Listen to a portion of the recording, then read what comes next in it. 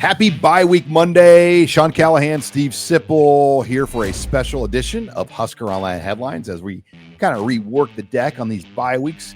And we're presented by Applebee's, our presenting sponsor here of Husker Online Headlines. Also brought to you by Crani-Yum here out of the gates. And Sip, they swung by Crani-Yum, the folks of Crani-Yum, and I am trying the new melon crisp flavor. Whew. As am I. And it's I'm glad you're doing it. Of watermelon and green grape. And it is the green grape kind of like blends the flavor, because I'm not normally a big watermelon fan, but I'm a fan of this. This takes me back to childhood, because in my childhood, green grapes and watermelon were a huge part of it. This is beautiful. I'm glad you're drinking Crani-Yum because it helps you focus. Smooth energy, extreme focus. 0 calories, sugar-free, all natural. And, you know, what's funny is I talked to them about it. And I mean, they have, since they've started working on this, they've just seen their numbers explode. Wow. And they continue to get more and more people buying the drink online. And you can use this promo code every time, by the way. It's not just a one-time promo. You get 10% off, free delivery. Use the promo code HuskerOnline. If you live out of the listening area, you'll get free delivery and 10% off your case of Crani-Yum at drinkcranium.com. Again, 10% off. Or you can go to Hy-Vee. They sell it at Elite Nutrition, other health markets around the state. A lot of other grocery stores, gas stations carry it now too. But they are blowing up, which is fun to hear. Yeah, it is fun to hear. And I'm not faking drinking. I just spilled it all over the place. So let's do. Okay? Do you need to pause the show? Nope. Okay, well, let's move into headline number 1. Does this Michigan game change how you look at the entire season? Well, there's a lot of ways to answer that question. If you just want to get right into it. I mean, right away, you come out of it. Okay, let's just say what Matt Rhule said today. His biggest concern, or the most important thing he identified today, was the lines of scrimmage. That, you know, they have to be better up front. Okay, that's a big conversation in the Big Ten. It's wicked. It's wicked in the trenches in the Big Ten. It's wicked physical in the trenches in the Big Ten. I'm going to say it does affect the way I look at the rest of the season. I went out on a limb in July when we made our predictions and said 9. I think in this world you're kind of free to adjust. And I dial it back a little to 8 wins in the regular season, like an 8-4. Because I think they can get tripped up a little easier than I thought by some other team that you would think they beat. But when you're Sean, what happened against Michigan? Couldn't run it very well. And they didn't protect very well. Well, and when you're playing a team like Michigan and you get down by 10 twice, 10-0 and 30-20, it does change how you have to play. And they were forced to kind of ditch, you know, a more methodical pace, right? Because a 2-possession lead for Michigan is a lot. The way they play and how they handle things, especially when Michigan's running the ball so well, which is my other concern. Michigan ran for 286. 286. My other thing, though, I look at, like, Penn State's going to have players like that, but other than better Penn running State, game, you know, like, will Nebraska see that many NFL guys on a front 7 on defense? Like, maybe USC. No, USC won't. They don't. But I saw them. They don't. Like, and look, every Big Ten team's going to have like 1 or 2 guys, right? Michigan had like 7. It's true. And Matt Rhule drove that point home today, that we're not always going to see Michigan. It's not always going to be like that front 7. He didn't say it in those words, but that's what, if you listen to the totality of his press conference today, that was a message. It's not going to be that front 7 every week. And the thing, you know, their style is definitely built around the big play. I mean, Michigan's offense, they're not like a methodical, you know, long drive offense. I mean, the Oklahoma game, even their their points came off big plays. So like, it's hard to know how good they'll be, because can they live off the big play like they did to beat Nebraska against the Penn States and the Oregons of this conference? I don't know. They were a methodical team under Harbaugh, so you didn't see a Harbaugh team. No, out but there. I mean, 2 years of being removed from Harbaugh and in the portal NIL world now we live in is like 20 years. It's funny because you'll hear some people say they're only 2 years removed from national championships. And then you say that's a long time. So which is it? Well, I'm saying 2 years from his philosophies. Chip Lindsey is not Jim Harbaugh. Right. Chip Lindsey and Jim Harbaugh are far from one another. Right. Chip Lindsey was the head coach of Troy before Right. he got to Michigan. Like Jim Harbaugh ran a different style with fullbacks and tight ends. Yeah. Yeah. You don't see that as much. But I will say Bryce Underwood could be elite, like first round level elite. I mean, I think so too. I do. I like that picture. So does it change? Okay, Sean, does Saturday's result change the way you look at the season? Well, much. No, I still think 9 is out there, but 8 is probably, more realistic if you're being glass half full. So we're aligned. But I will say this, like the Massey Index rankings, which On3 has on their schedule pages, has Nebraska only losing 2 more games. They have them losing to Penn State and losing to USC. And I'll read you what these odds are right now, just to kind of give you a feel. And they're not, I mean, like their prediction, by the way, for Cincinnati was Nebraska to win by 3. Nebraska won by 3 points. The Massey ratings prediction on Michigan, Nebraska was Michigan by 7, 27-20. Well, Michigan won by 3. But they have the Huskers as an 81% chance to beat Michigan State. 81. 56% chance to beat Maryland. 54% chance to beat Minnesota.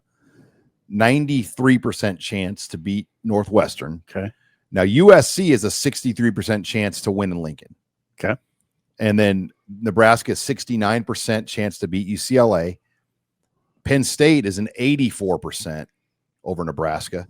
And then Iowa, Nebraska by 56%. So, it's not much margin. I mean, there's 3 of those wins. Nebraska is in the 54 to 56%, which is not much. I mean, that's right. So it's just what we always say. And some of the stuff is very self-evident. People don't need to tune into our show to hear it necessarily. But the way I see this season and the way I see the next game, in fact, despite what Massey says about Nebraska being an 81% chance to win, I just think you're going to be in a bunch of slugfests. You're going to be in a bunch of 4-quarter games. I think Michigan State's a 4-quarter game.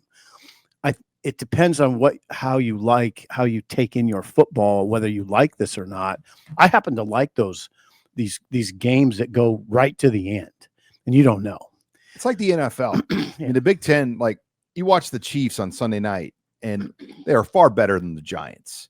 But that game was still a fight into the 4th quarter. Right. That's the Big Ten. And the Chiefs pulled away, but Big Ten teams figure out ways to make it a game until about the 4th quarter. Often. Good ones. Right. Especially the middle of the pack teams. Yeah. And which that's what Nebraska their flaws end up kind of being exposed as the 4th quarter plays out. That is my concern. Like the Giants, Russell Wilson was a huge flaw. And the Giants also didn't have a kicker. Like Gano was hurt and they didn't let him kick the first extra point. It got blocked because like a punter had a kick. Okay, so Sean, I get what you're saying. You got to drill down on this stuff a little bit. We anticipated that they would have problems up front on defense. That didn't just materialize against Michigan.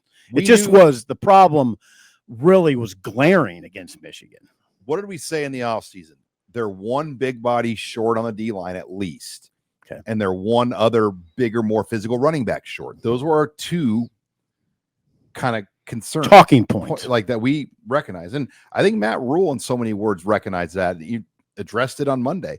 But to get a big body D lineman, to get another running back, you're talking probably $1 million to $2 million more of money. He said today that he didn't have the money to get a running back in the offseason. He said it. He said those words. Because in all reality, there is no reason why Shamar Brown shouldn't have been a Husker. His high school football coach played for Nebraska. Damon Benning, the color analyst for Nebraska, coached him in youth football. He played at Creighton Prep. Like his mom lives in Omaha. Like that was like a home run one that, you would like to have thought that Nebraska could win. Except they couldn't afford him. Right. And Miami drove it up. Yeah, drove the price up. Before the rev share cap came into effect. Yeah, and I think Nebraska, from what Rhule said today, it sounded to me like Nebraska wanted him, couldn't afford him. The number just skyrocketed. There might have been a point where they could have afforded him, but the final asking price, no go. and he looks good he looks good for what Nebraska needs right now. Yeah, his numbers are kind of modest. He's run for 206 yards, 4.3 a carry. I'm going to say 4.3. But they're physical yards. Yeah, but now he's caught passes for 75, and he comes off his best game against Florida. I've seen him play twice. He looks really good. He would threaten EJ for the starting job. He would. I don't mind saying that. There's no doubt. He ran for 1,200 yards at North Dakota State. As a freshman. Yeah. Redshirt freshman. Yeah. I'm not saying he would beat out Emmett Johnson. I'm saying he would push him. Well, you need two. Right. Like this deal where they can only go with one back and then, the other guys kind of spell here or there. That's not probably sustainable. Rhule would have a hard time selling to me that Emmett Johnson's being pushed by somebody right now. I don't think he's being pushed by anybody. At the very least, Sharmore Brown would have pushed him for time, for carries. Maybe you could try to sell me. It'd be hard to sell me that Mekhi Nelson's really pushing for the starting job. All right. Well, hold that thought because we kind of bled into headline 2, actually. But before we go to headline 2, we're brought to you again by our presenting sponsor, Applebee's. The ultimate trio is here at Applebee's. It's perfect for game day. With this appetizer, you are the play caller. You pick 3 apps, you pick 3 sauces. Your ultimate trio is just $14.99 with over 80,000 combinations. Applebee's has something for everyone that will enjoy. Plus, Monday through Friday from 3 to 6, half-price appetizers every day, and then 9 p.m. to close. It's all also half-price, and that's 7 days a week. That's wings, mozzarella sticks, pretzels, you name it, all half off, perfect for game day. Another thing, we've got a deal with Applebee's. If you go in there, Sip, and say Huskers, what do you get? You get 6 free wings. Boneless wings.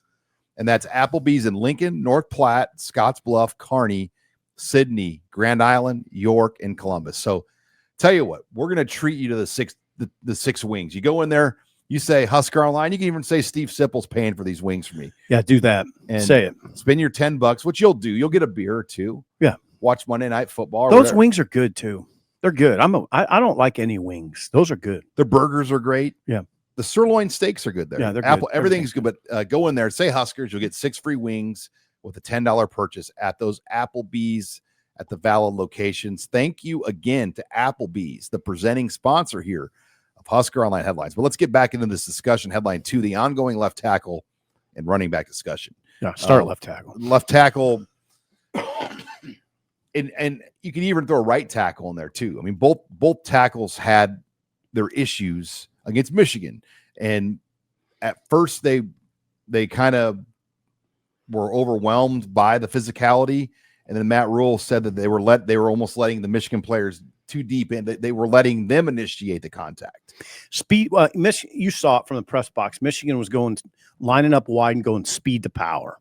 So those outside edge guys, they're lined up far away from the ball. Guys from Detroit and Baltimore, right. Just angry D linemen that you're going to see every week in the Big Ten. Speed to power, and it was overwhelming the tackles, both of them. They gave up a combined 11 pressures, according to Pro Football Focus.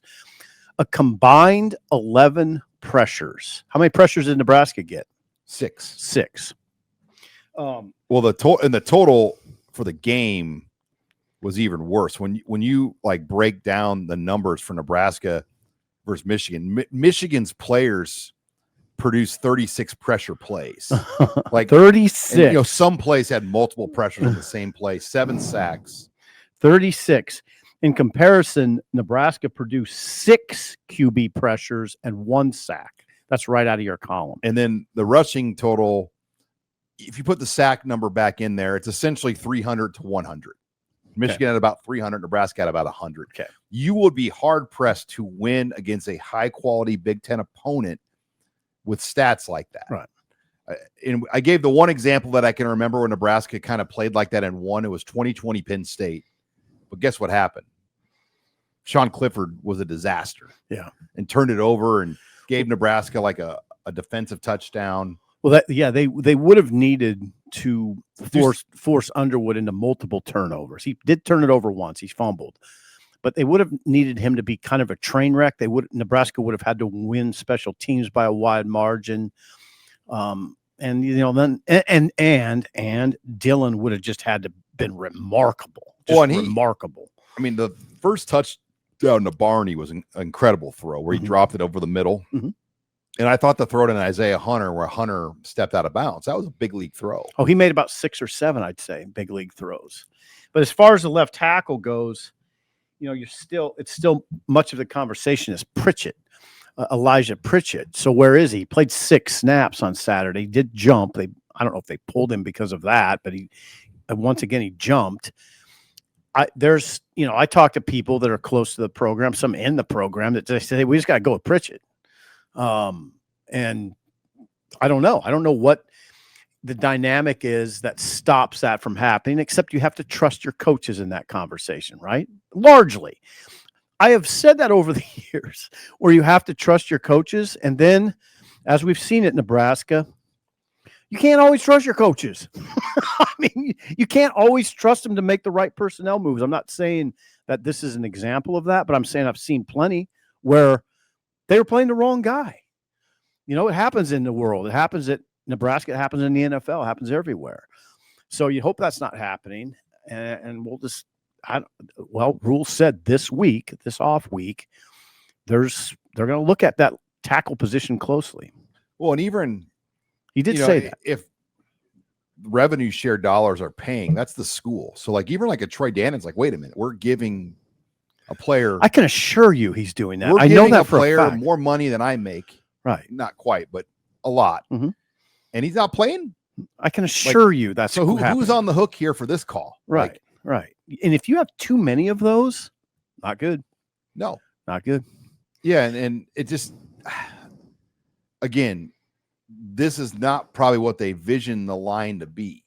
For Raiola to really be elite, they need great tackle play to protect him in the pocket. Right. It had been good. That's the thing. Yeah, but Akron and Houston Christian. And even Cincinnati. It was okay. I mean, Cincinnati only rushed 3. Right. They played a shell. So Michigan, the problem was they blitzed, but they also at times disguised blitz and got pressure with just 3. I got you. What's beautiful? We got to wait, but that's why I love Saturdays, because Michigan State won't be Michigan up front, but they'll be good. They'll be fine. And we'll get answers. Did it improve? Is it always going to be an issue?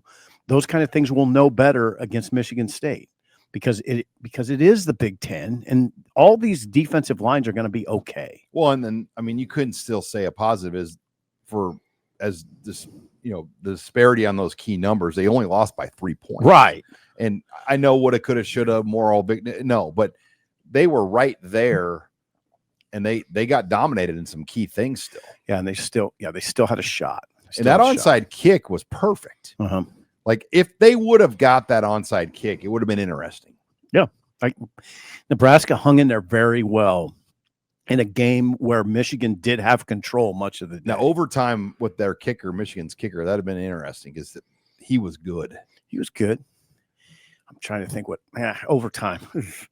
The way Michigan ran the ball. I don't know. You could be a little bit more aggressive in overtime, though, on the 25. I wish college would move the overtime back to the 35 or 40. I hate how you get a free field goal, basically, no matter what. As far as that running back position is concerned, Rhule addressed it extensively today. And he said he went to their staff and said, we have to figure out number 2. This morning he did. It was Monday morning. We're talking to you on Monday. He went to, I assume, Barthel and Dana, right? And said, we got to figure out number 2, guys. We're 4 games in. Well, how is it not figured out? Right? I'm just asking you. Well, okay, I'll try to answer that. There has been some complications, as you know. Ives came out of the spring number 2, and then what happened? John, what happened to Ives? Hammy. Well, he hurt his hamstring in the summer, and then he hurt it again in fall camp, to start fall camp. Mekhi Nelson, what did we hear a lot of? Oh, he's got to be good. He's a terror running the ball. But there's things that we don't know that have kept him off the field. Kept him off the field against Houston Christian. It was a coach's decision, the head coach's decision. In my mind, a game like Houston Christian would have been great for him. just to kind of Totally agree. shake off some dust. 100%. Now you're not going to get that in the Big Ten. No, so they ran him a few times against Michigan. He actually looked all right. But Rhule would not say today that Mekhi Nelson's number 2. He would not say it. Well, there's probably a trust thing of other things that we don't know. 100%. Then Isaiah Mosey, they kind of they shifted him to running back to begin camp, and then Janiron Bonner got hurt, and they needed some slot. They needed somebody that could play in that slot where Bonner was. It's not a simple 1-for-1 trade there because Bonner was a multi-use player. A more physical player than Mosey, probably. I mean, I'm trying to give Mosey the benefit of the doubt there, but so that kind of complicated things and moved Mosey. Well, let's put it this way: Mosey's had 1 carry this year in the Cincinnati game. Yeah, and he got hit low. Yeah, so it's either, in my mind, it's either Mekhi Nelson or Ives. With Mekhi Nelson, seems like the likely pick. Did you hear what Rhule said about Mekhi Nelson today? That he'd be a starter in a lot of college programs. They down the road. Yeah. Not like today. Well, I'd have to go back and listen. I thought he was referring like he down the road. I don't think he was meaning today. Okay. But yeah, Emmett can't carry it all by himself. I mean, he leads the Big Ten in carries right now. 71. Yeah, and that's not playing much against, or not playing half the game against Akron, half the game against Houston Christian about, right? Yeah, I mean, he's on a pace to easily be over 200 carries. Then people are going to wonder, okay, why didn't they go after a guy? You know, we hit on that. We hit on that, right? So that will be something to zone in on over the next 2 weeks. But before we take it to headline 3, we're brought to you by Harry's. And look, Harry's makes unbelievable products. In fact, I use the shaving balm from Harry's every day. You do? I've used it for years. I got a box of it in the mail. Yeah, Harry's. Well, they sent it to us. Yeah, thank you. That was shaving cream, by the way. Yeah, okay. And a razor. But yeah, it's not just the razors. They have shaving cream, balm, other great facial products at Harry's. But the razors are their bread and butter, and they're phenomenal, and they don't break the bank. I mean, if you can spend a lot of money, which you don't strike me as a guy that probably wants to spend a lot of money on razors. Why would you say that? Because I've known you a long time. You're right. That's probably why you've let the goatee go. Yeah. That's part of it. But yeah, Harry's. But Harry's, yeah, great deal. And for our listeners at Husker Online, for a limited time, we're going to get you the Harry's trial set for $8 plus a free gift at harrys.com/Husker.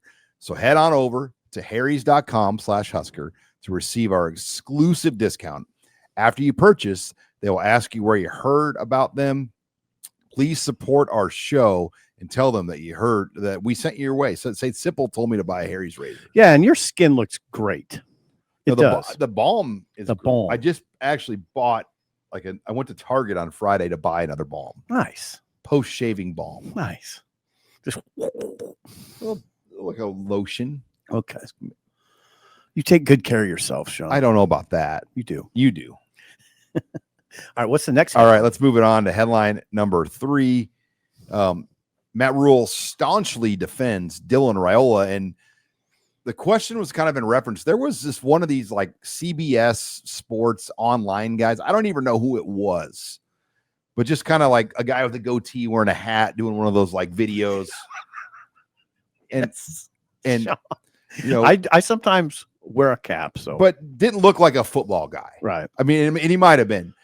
Just I know who you're talking about. He's like, I am just down on Dylan Raiola. I know exactly. I know who exactly. I'm not going to name him. I know exactly who. Is he a big name guy? That guy? Semi. I didn't recognize. Semi. So, but there's people like that. I mean, it's kind of like you pick your side. Either you're all in on Raiola or you're all out on him. Well, what he was talking about was some of it's the whole thing with the Kansas City Chiefs quarterback, and I get. Here's what I'd say. I love what Rhule said. Somebody asked me about it on another show last week, and I just kind of give it an eye roll. Like, really, are we talking about this? Just let's talk about his football. Why does that? Rhule said it's just laziness to always go to that Patrick Mahomes angle. Like, what does it matter? first of all, he is a kid. If he's emulating another player, I'm not offended by it. When I was a kid, I literally thought at times I was Larry Bird. I mean, I would emulate Larry Bird when I was in high school. I was a little guard, but you know me well enough that I how think many of people over myself the as, years when you'd ask questions like, is there a player that you emulate your game after? Right. It's always been a common reporter question. I really appreciate what Rhule said. Yeah, I really appreciate what Rhule said. He portrayed as kind of low-hanging fruit, kind of lazy. Like, really, we're going to go after Dylan on that? Dylan's playing at a high level. That's what Rhule wants to emphasize, that he's completing 75% of his passes. He made throws in that Michigan game that I would characterize as incredible, and not just 1 or 2, 6 or 7. And he had to make incredible throws because he's getting no protection most of the time.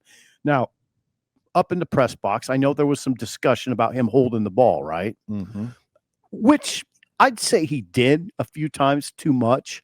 But, man, that pressure was coming, baby. I mean, pocket was collapsing a lot. Yet he had to make some throws right until the end that were difficult because of that pressure. Now, he did a good job late in that game of stepping up in the pocket. Well, on the year, he is 8 of 12 on his deep ball throws. 8 of 12. Those are passes that travel 20-plus yards. You had great stats in your PFF story on Dylan. 21 of 25 on throws where he's not under pressure is I'm going off memory. You might want to look that up, double check it. We're doing a podcast. Not under pressure. Like on the season when kept clean. Yes.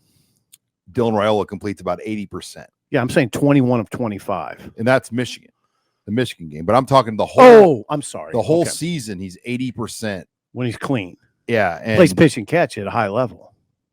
He's been blitzed about 35-40% of the time. Too. People have decided we're going to come after him. Well, Michigan came after him 23 times. 23 times. We knew that, though. We knew it was happening. We knew it was going to come because their defensive coordinator, Wink Martindale, is a pressure guy. That's what he is. That's his MO. I'll give you the exact number on that. Please. Yeah, he was actually blitzed 24 of 49 drops. Okay. And he was under pressure on 24 drops. 24 of 49 drops, right? Right. He was under pressure 24 of 49 drops. When he was kept clean, he was 21 of 25 for 206. There's that number I was looking for. Now, he did throw his interception, though, when kept clean. That was kind of a bad read there on that one play. That was his first interception of the season, though. It was a bad ball. But that's going to happen. I know. I mean, so I know what people are thinking. I always defend Dylan, and I will continue to as long as he plays like he is. I mean, I'm not going to stop. He's playing really well. Sean, in this game, he didn't have a rushing attack to help him that was anything that would help, and he's getting shoddy protection. Okay, so I'd ask you, what quarterback in America is going to thrive in that environment? Shoddy protection with a very limited run game. You need to balance. And I asked Rhule that question. Yes, you did today about the balance of the offense and how it's needed. And and he said that they need to be about 125 to 150 a game. Yeah. Because when you don't run the quarterback, your rushing number does look different. Yeah. That's true. Like under a Scott Frost offense, 200 rushing yards a game was pretty easy to attain because the quarterback ran a lot. So there's a big difference. Against Cincinnati, when Nebraska squeaked out that win late, Emmett Johnson ran 25 times for 108 yards, caught 7 passes for, 52 or whatever it was.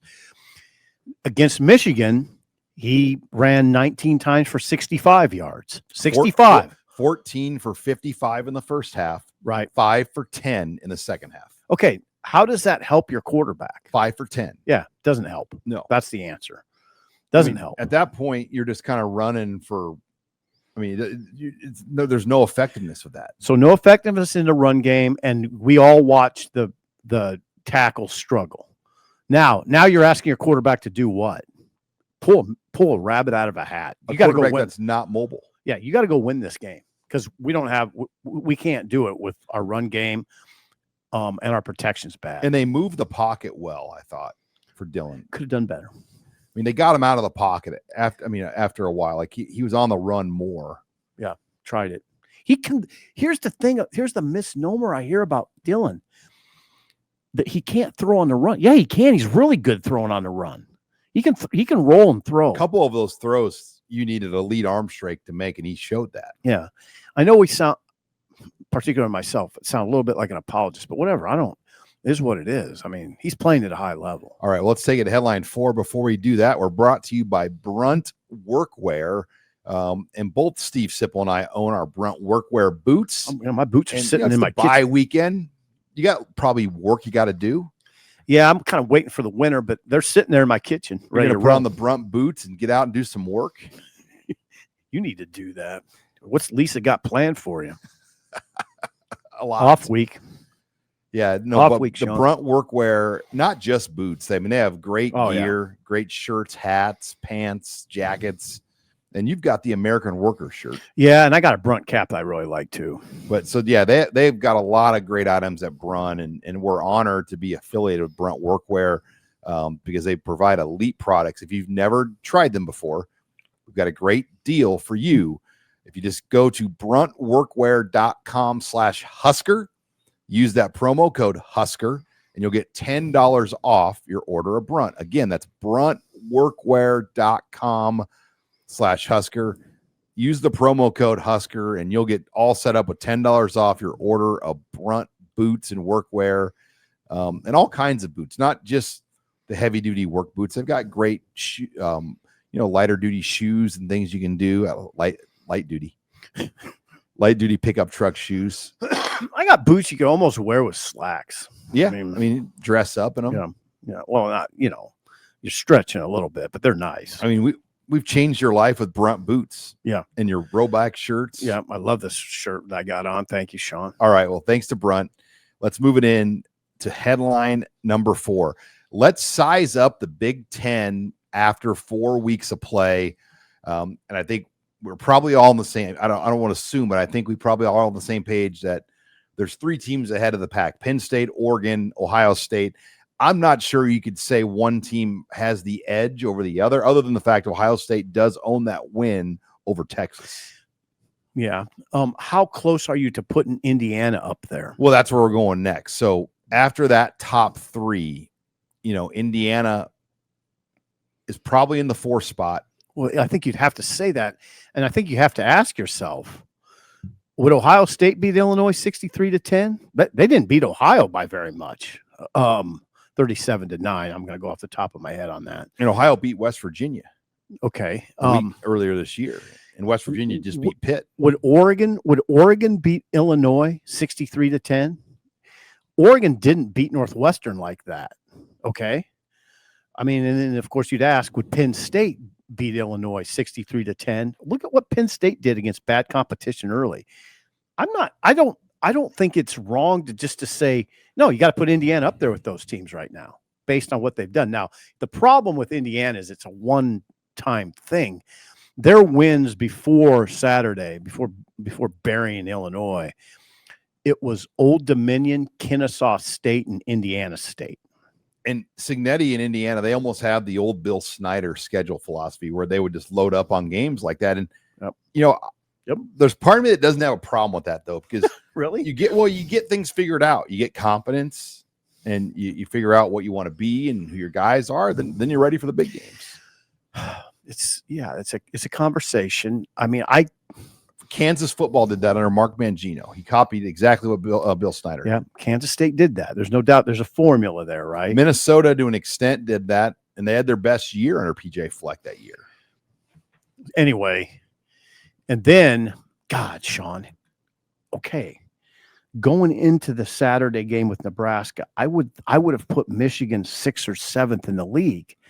Now, God, I thought Michigan looked good. I thought they go Michigan 5. Yes, or USC. I think that's the top 6, though. Yeah, Illinois has dropped down a notch. I will tell you this: Michigan's front 7 is better than USC's on defense, and I would almost say much better. Now you got to ask the question, but does Michigan have the potency on offense that USC does?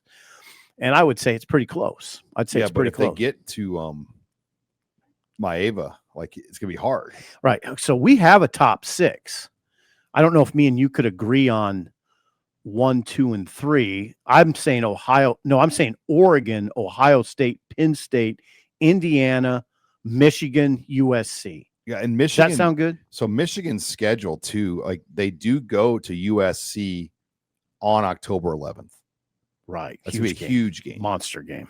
But you look at Michigan's schedule. Not much there. They got Wisconsin, probably a win. At USC, big time game. Then you have Washington. That Washington game is at home. Michigan State on the road. Purdue, Northwestern, Maryland, Ohio State. I mean, you look at Michigan right now today, they're no worse than 9-3. Right. They look like they could be 10-2. They could go, if they beat USC, Michigan's 10-2, and they're probably in the playoff discussion. My respect for Michigan grew on Saturday. They were better than I thought. I didn't know they were that twitchy on the edges of their defense. Did you know that? I mean, I know how they recruit. Yeah. So, like, they have players. Like, yeah, very rarely does Nebraska beat them head-to-head for it. I mean, they get the guys they want. It's interesting that I'd say Nebraska's receivers, though, were markedly better. Markedly better. Yeah, and that's how Nebraska chose in the portal to spend more on receivers. I mean, they had to outduel Georgia for Dane Key. They outduel a number of teams for an Isaiah Hunter. Cortez Mills was a big acquisition from the high school ranks. And then there was retention money involved to keep Ja'Cory Barney. So I do think for Nebraska, they chose to spend that route on receiver to give Dylan the right weapons. Yep. They should, but I think we both agree they should have went and got a running back. Right? No. Yeah. I mean, they should have went and got a running back, right? And a defensive lineman. I mean, just another bigger body. When you lose Nash, Ty, and Jamari Butler, like they didn't have like a returning player that was even close to the level. Could you say they should have kept Jamari Butler somehow? Well, what was the price? That's the other part to it. Okay. And then, so they brought in Jalen George and Gabe Moore. I'd say lower price guys, right? Value adds. Yeah, value adds. Jalen George didn't even play on Saturday against Michigan. Never saw the field. Gabe Moore, 11 snaps. He's playing a pretty prominent role. But where was George? Not on the field. And Pedshock is a guy they went all in to get. 15 snaps. I would not be shocked by next year if Tyson Terry's playing a lot. I mean, I think. How about Malcolm Simpson? And those two guys are going to have to come in. I agree. But they're going to have to go in the portal. But as Rhule stated, I mean, it's not cheap. No, and Rhule said something very important. It's going to cost a lot to retain the guys we have. Nebraska's a pretty young team. They're going to have to spend a lot of money on their current roster, right? Yeah. Challenge. This is a big challenge for Matt. All right. Well, let's before we go to headline 5, Steve Sipple, we are brought to you by your good friends at where? Oh, Sean, it's Larson Motors, and I mean, what a time to go to Nebraska City. Applejack weekend. Yeah, it was last weekend. I'm not sure that continues or not, but it's beautiful. It's a beautiful drive. It's inordinately beautiful right now. So if you're looking for a new vehicle, how about going to Nebraska City's to Larson Motors? It's one of the Midwest's only dealerships with all of the major brands in one location. So finding your new Chevrolet, GMC, Hummer, Ford, Chrysler, Dodge, Jeep, or Ram really never has been easier. So how about starting a new experience today at LarsonMotorGroup.com or at Larson Motors in Nebraska City. Larson Motors, real people, real deals. And I did confirm, Sip, Applejack runs this weekend too. Oh, good confirmation. There will be tens of thousands of people congregating to Nebraska City, and they'll drive right by Larson. I bet you could get a caramel apple and go over to the lot. Just don't get it all over the cars. The caramel. It gets busy down there for that deal. I know it does. Sounds kind of fun. I'm not doing it, but it sounds kind of fun. All right. I don't know if they want to see you rolling around Applejack Festival. Why not? By yourself? No, I'd take some people. All right, let's take it to headline number 5, odds and ends. Got to say this. CBS did the game on Saturday. You were so enamored by that. And I've heard from a lot of people just how elite the broadcast was. Tyler White, our old cameraman for Channel 7, very, very talented production man. He told Andy Kendi, Channel 7 sports director, that just how phenomenal the production quality was. And just that open of the game with Brad Nessler, Gary Danielson, with the drone shots and the way the sun, and I mean, it was beautiful. So high level. You know, we've been on CBS before, but I want to say in Memorial Stadium, it was like Black Friday at 11 a.m. and we may not have gotten Nessler and Danielson, but to get that crew at 2:30, and then it was kind of a great commercial for Nebraska. Right. And it was it's a beautiful, it is, that is a good commercial. Nebraska, to their credit, made it a game. It was a game that people would tune into and stay with. And then that iconic song. Love this. You are looking live at Lincoln, Nebraska. I mean, it was straight out like the video game. I know. I got to tell you, it gave me the chills a little bit. It did. And this is Gary Danielson's last year, and his first game that he ever called at CBS was at Nebraska. Wow. They're the A team. I bet they were good. My guess. And I mean, no knock on Fox, but I prefer them every bit as much as like the Gus Johnson Platte crew. But you don't get those guys you get them something. Platte, hard to beat. Gus is not hard to beat. Not hard to beat. But Clat's hard to beat. He is. Platte and Herb Street are neck and neck right now, in my opinion, on college football expertise, the voice of college football. Danielson as play-by-play, though, I love. Oh, yeah, he's incredible. Yeah. All right. Oh, and then, yeah. Other odds and ends. Michigan State kickoff, we learned, is a 3 p.m. game on FS1. I'll take that. And it's homecoming. So Nebraska does have some preference. We knew it was going to be a night game because homecoming. But I think I was told if Nebraska would have beat Michigan, that CBS was coming back for another 2:30. Damn it. Instead, we're 3 on FS1. But that kind of helps the homecoming weekend and the parade. I mean, I have never been one like that has gotten into like homecoming and that kind of stuff. You didn't? Well, I mean, did you? No. You were very prominent in your fraternity, though. Well, we had a float that you did. Yes. And I was involved, like my freshman year. You built the float. Did you build the float? We had to help build the float. We had to sleep outside, right? Just make sure like nobody like vandalized it. Right, no vandals hit it. So I had a night where I had to sleep outside, and there were some people that tried to mess with it, and we caught. So what'd you do? We stopped them. Really? Yeah. You had to flex. We said, "Hey, what are you guys doing?" But no, homecoming, big game, 3:00. Perfect. Should be great weather. Yep, we'll see how Michigan State is. They got kind of banged up against USC. Lost a linebacker, was carried off in a stretcher. Lost another, I think, a DB. I have to watch that injury report pretty close. The redshirt discussion was another thing. Oh yeah, what did you think of that? And I get where Matt Rhule's coming from here. Well, he was asked what? Do you start having the 4-game discussions with guys? And I think there's a lot of layers to this discussion. You know, Carter Nelson's one of those players, and Malcolm Hartzog's another. Do you try to, and it's got to be the player's call. Like, I think more than likely, as Matt Rhule said, we're going to go to a 5-year clock where you can play 5 years and the red shirt really won't matter anymore. And what if that just comes into effect in the middle of this year, and then like, oh, we already redshirted this guy, and then like we kind of like wasted opportunities for him. So what would you say? I just think you keep rolling. I don't think you can really worry about like years 5 or whatever. I mean, when you're a football coach, you're lucky to make it 5 years. So just think of Malcolm Hart. Well, let's not do that because he's injured. Carter Nelson. I mean, they're not. I mean, Rhule did mention today that he mentioned Carter Nelson among the few players that they got to get going. So I don't think he's redshirt. No, and I think the numbers and what Troy Dannon has told them have said, like, hey, we'll go to this 5-for-5 thing anyway. So it'd be silly to like play the long game here. Yeah. So you're not big on the long game. Well, I don't think it's a different game. I mean, because first of all, like it used to be like I remember Bo Pelini his first year between like walk-ons and incoming players, he redshirted like 58 out of 60 people. The only two that played were Mason Wald on special teams and Alfonso Dennard. That was a different time now. How I remember that, I don't know. I don't know either. That is amazing. Mason Wald, which he played. What did he play?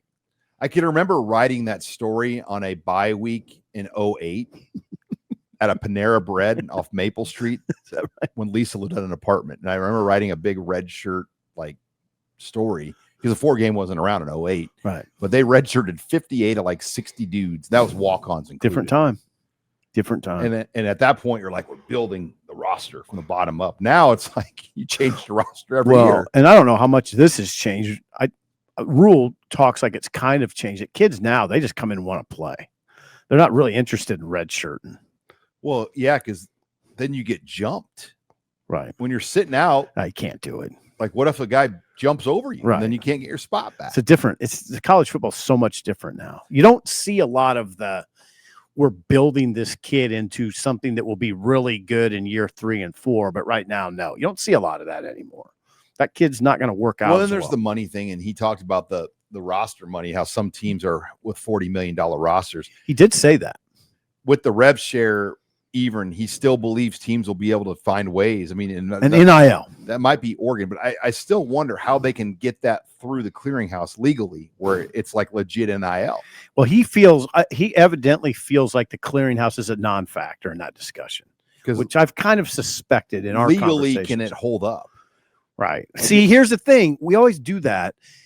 We always pretend like there's lawyers that can find a deal and say it's null and void. And we forget that there's other lawyers that can say, wait a second, it's not null and void. If this company wants to pay this guy this much money, they can do it. There's lawyers on the other side of it too. So no, I think he's right. He portrayed the big picture as no, teams are going to be able to pay what they, in fact, that's exactly pretty much what he said. Teams will pay exactly what they want. And Nebraska has ramped it up year over year, but when you don't win at the level of an Ohio State or an Oregon, it's hard to go higher. I know. And again, I want to stress the challenge he'll have. Yes, he got a young roster. 39 players on the 2 deep are sophomores and lower. Sophomores, redshirt, freshmen. 39. You're gonna have to pay a lot of guys on the team, let alone going out and get guys. And you might have to restructure new, players that are being paid a lot that aren't playing. Like you might have to have those conversations. That's a tough one. Take a haircut conversation. Not many players. Like, hey, we're paying you this, but you're still third team. Right. We can't pay you this now. Right. Jeez, it's tough. All right. Or we're going to get somebody to play over you. We hit on Hartzog. That's one to watch over the next 2 weeks. He's got an injury. So we'll find out. Early reports, though, doesn't feel great right now. No, it doesn't feel great. You wonder if he's unavailable, which it seems like we might be looking at, then you might have to kind of reconnoiter your back end a little bit. Yeah. Can Donovan Jones play safety? Caleb Benning, Rex Guthrie. I mean, might have to move a backer. So there's a lot of things there to watch. Schedule for the bye week. So first of all, we have another 2 more shows. Thursday, join us at Zipline. Okay. So we will have our bye week show, and we're going to get into it, talk more about where things are at. Obviously, tons of great food and drink specials. They're going to have smash burgers. Are we going to have a frank discussion? Yes. It's going to be kind of a state of the program Husker Online show bye week edition. Okay. And last year we did our bye week off a win. Excuse me. We could have rolled the dice and waited till the November bye, but I really want to be outside again. Yeah. And so we'll be on the beautiful patio in Fallbrook. With your sandals on. I don't wear sandals. You don't. No one wants to see your feet or my feet while they're eating a smash burger. Your feet are probably in better shape than mine. Yeah, seeing you in shorts is enough. Right? Why is that so bad? Because your legs haven't seen sun since 87.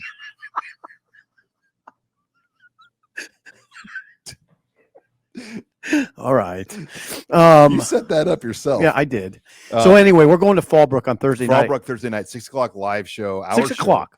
6 to 7, but we'll be there hanging out, having a great time. Then we're going to come back on Friday.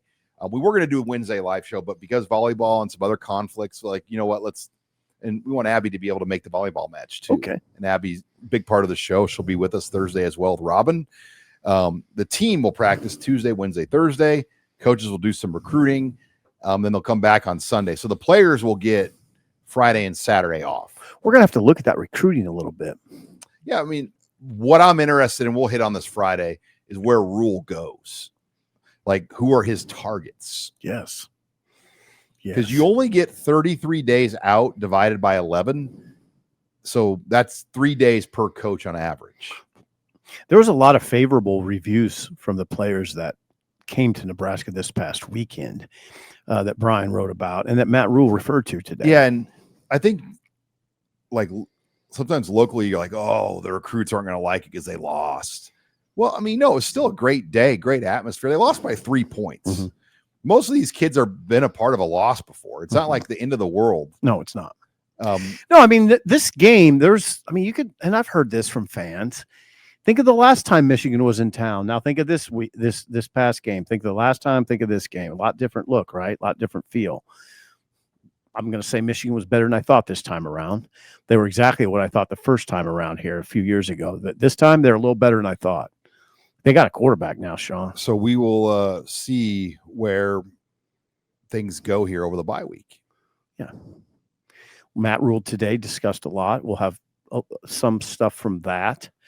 And then there'll be stuff that develops over the course of the week. Bruce Pearl retired today, too. I didn't even Bruce Pearl retires as Tennessee's basketball coach, and he is eyeing a career in politics. That's what I heard. That you don't know that for sure. It's not official yet, but his name has been rumored to run for senator in Alabama. Tommy Tuberville has been rumored to now run for governor, and you could see maybe Bruce Pearl running for Senate. I mean, there's speculation. In the state of Alabama, 2 coaches.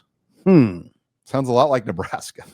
He does. Our governor's an ex-Husker football player. So Pearl's 65, right? Something like that. So he just wants to keep working. And the governor, by the way, he's always down there. Like, said hi to me, walked by me on Saturday. He's talking to he's always down there when the Governor Pillen. Yeah.